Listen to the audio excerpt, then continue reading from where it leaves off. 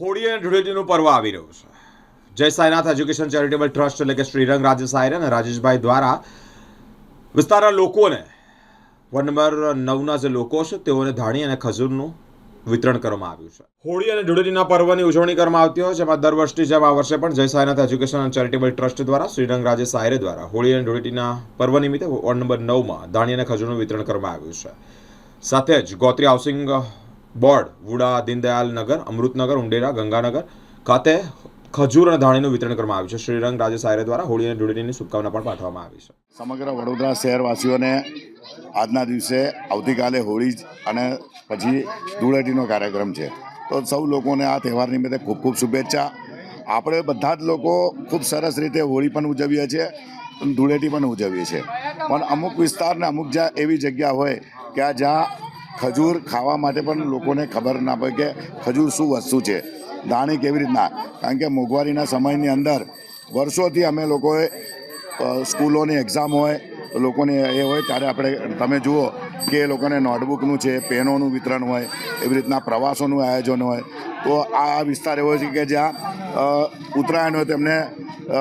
પતંગો આપવાનું હોય, દોરા આપવાનું હોય, એટલે જે રીતના આપણાથી થતી સેવા હોય એ બધું હોય કે જન્મ થાય ત્યારે શું કરવાનું, વચ્ચે લોકોનું શું કરવાનું, મૃત્યુ પછી સબવાહિની માટે કે એમ્બ્યુલન્સ હોય,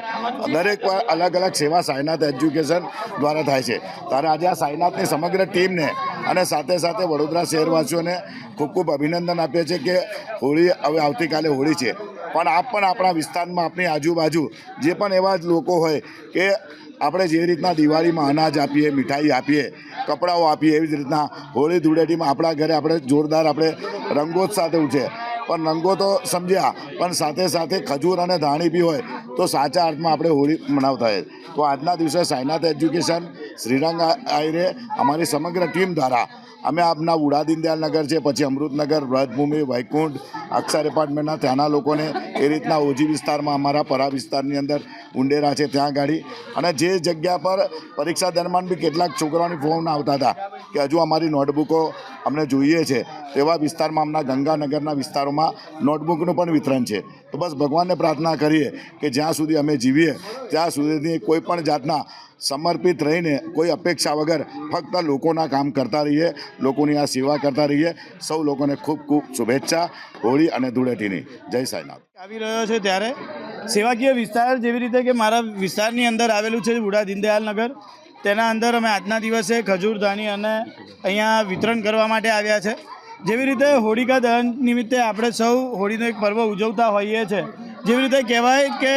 અન્યાય અને અહંકાર પર જે સત્ય અને વિજય થાય છે, એવી જ રીતે આ હોળીનો પર્વ એટલે કે ભગવાન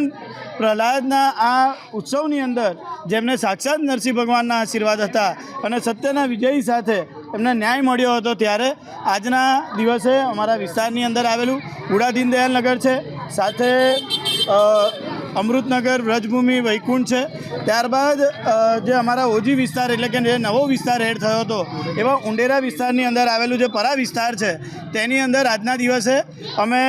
ખજૂર ધાણીનું વિતરણ કરવા માટે જઈ રહ્યા છે. અને જેવી રીતે આપણે જોઈએ છીએ કે બોર્ડની એક્ઝામ ચાલે છે અને એ બોર્ડની એક્ઝામની સાથે સાથે લોકોને શૈક્ષણિક રીતે પણ ફાયદો થાય, કેમ કે આ એક પર્વ જ્યારે સેવાકીય પર્વ છે, આ એક ધાર્મિક પર્વ છે અને એની અંદર તમામ લોકોને લાભ થાય તે માટે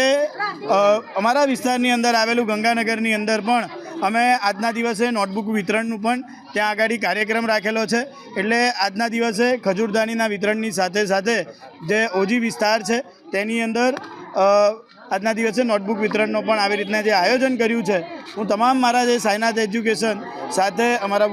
વુડા દીનદયાલ નગરના યુવાનો છે, વ્રજભૂમિ, અમૃતનગર અને વૈકુંઠના જે યુવાનો છે, સાથે એવી જ રીતે ઉંડેરાના તમામ જે યુવાનો છે તેમને પણ હું ખૂબ ખૂબ આભાર માનું છું કે આજના દિવસે સૌ એકત્ર થઈને જે જરૂરિયાતમંદ બાળકો હતા તેમને આજના દિવસે ખજૂર ધાણીનું વિતરણ કરવામાં આવ્યું.